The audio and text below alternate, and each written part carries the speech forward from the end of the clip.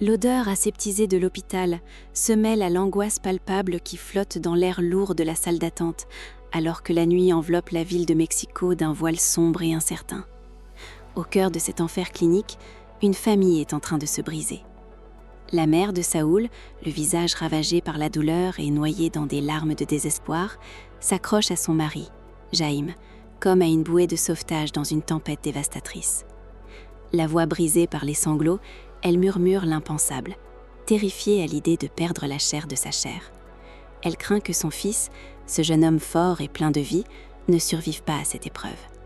Jaime, tentant de masquer sa propre terreur derrière une façade de roc, la serre contre lui, lui jurant que Saúl est un battant, qu'il va s'en sortir, qu'il est encore jeune et que la mort ne peut pas l'emporter si tôt. Autour d'eux, l'entourage tente de trouver les mots justes, rappelant que Dieu éprouve mais n'étouffe jamais totalement. Mais pour une mère qui voit la vie de son enfant suspendue à un fil, la foi est un maigre réconfort.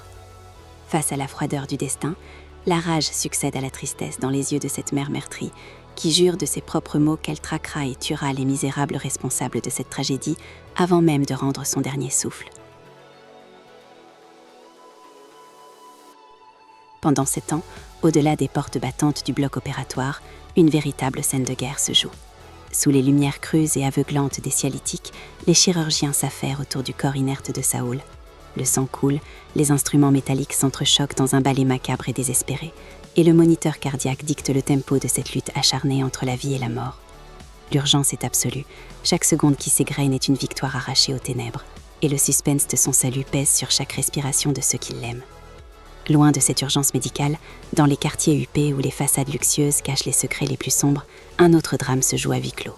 2 adolescents, dont le fils de la maison, gravissent les escaliers de marbre d'une majestueuse villa. Le jeune homme, cherchant innocemment des documents pour un projet scolaire, s'étonne de voir la voiture de sa mère garée à l'extérieur, alors que la maison semble déserte, abandonnée par les domestiques. En pénétrant dans la vaste demeure, il se dirige vers la chambre de sa mère, la juge Valeria, sans se douter du cauchemar qui l'attend derrière la porte. Il la découvre allongée, dissimulant son regard derrière d'épaisses lunettes de soleil en plein jour à l'intérieur de sa propre chambre. Le prétexte d'une migraine provoquée par la lumière ne trompe pas l'instant de son fils. Poussé par une inquiétude viscérale, il s'approche, insiste et finit par arracher les lunettes du visage de sa mère, révélant la terrible vérité. Un coquard violacé, stigmate honteux et douloureux d'une violence insoutenable, marque le visage de la femme de loi. Le choc frappe le jeune homme de plein fouet. La réalisation que son propre père a levé la main sur sa mère déclenche en lui une tempête de dégoût, de tristesse et d'une fureur incontrôlable. Les larmes aux yeux, la voix tremblante de colère, il prend conscience de la monstruosité de l'homme qui l'a élevé, promettant que ce dernier apprendra à ses dépenses ce qu'il en coûte de lever la main sur une femme. Valeria, brisée et humiliée, supplie son fils de la laisser seule, s'effondrant sur son lit dans une solitude glaciale, prisonnière d'un mariage toxique et d'une image publique qu'elle ne parvient plus à maintenir.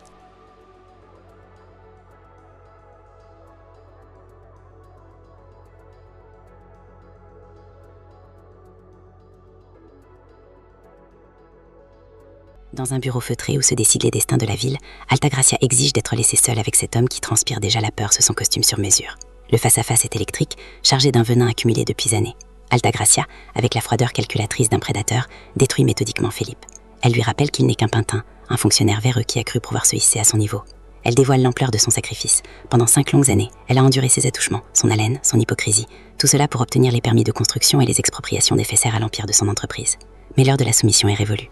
D'un ton glacial, elle lui annonce que leur accord est caduc. Il n'est plus son mari, il n'est plus son égal, il est désormais son employé, son chien de garde, son esclave politique. Felipe, étouffé par son ego blessé et sa rage impuissante, tente de se rébeller. Mais Altagracia abat sa carte maîtresse. Des preuves accablantes, des vidéos compromettantes capables de l'envoyer croupir en prison pour le restant de ses jours. Tout cela pour avoir osé comploter contre elle et tenter de l'assassiner. Car la balle qui a foudroyé Saúl, ce projectile de plomb et de mort, était en réalité destinée à Altagracia. En tentant de la tuer, Felipe a signé son arrêt de mort social et personnel. Dépouillé de sa dignité, castré de son pouvoir, il est renvoyé à sa propre misère.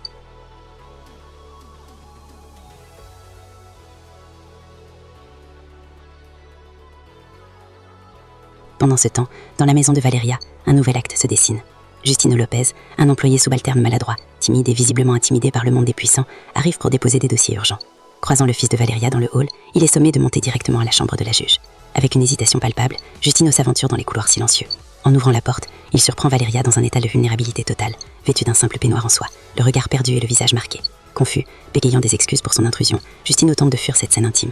Mais Valeria l'arrête. Dans un élan de désespoir, de besoin viscéral de se sentir désirée, belle, et surtout pour effacer la souillure de son mari violent, elle interpelle cet homme simple. Elle lit dans ses yeux grands ouverts non pas du dégoût, de la pitié, mais une véritable admiration.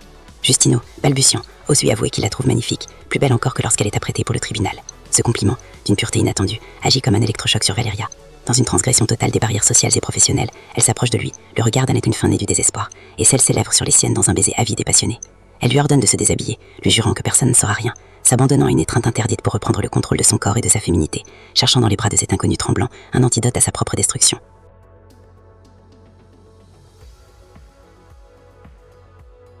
La complexité des relations familiales de la famille Sandoval éclate au grand jour peu après, lorsque Regina rentre chez elle et retrouve sa fille, Isabella.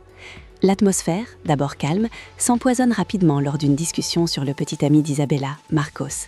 Lorsque Regina, dans un rôle de mère protectrice, aborde la délicate question de la contraception pour éviter une grossesse non désirée, Isabella rétorque avec une méchanceté inouïe et un mépris de classe flagrant.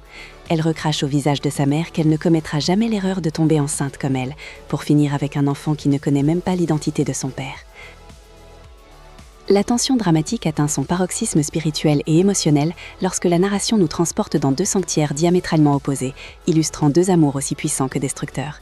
D'un côté, Monica, agenouillée dans la modeste chapelle de l'hôpital, entourée de bougies vacillantes et sous le regard miséricordieux de la Vierge de Guadeloupe et du Christ en croix, Monica verse des larmes d'une pureté déchirante.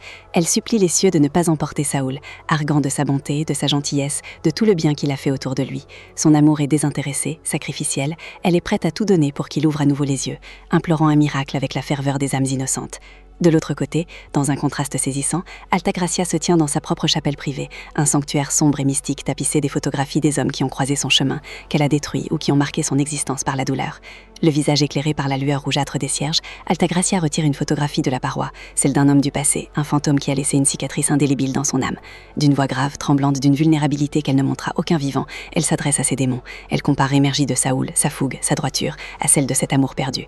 La carapace de la Donia se fissure pour laisser entrevoir une femme brisée, hantée par la culpabilité. Elle reconnaît que la balle qui a transpercé la chair de Saoul portait son nom, qu'il paye le prix de ses propres péchés et de ses propres guerres.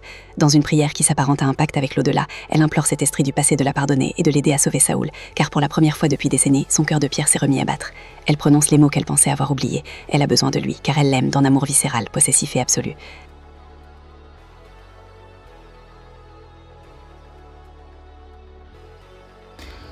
Les prochains épisodes promettent un véritable chaos émotionnel. La grande question maintenant, c'est de savoir si Saoul va se réveiller. Alors dites-moi en commentaire, selon vous, qui mérite vraiment le cœur de Saoul, Monica ou Altagracia.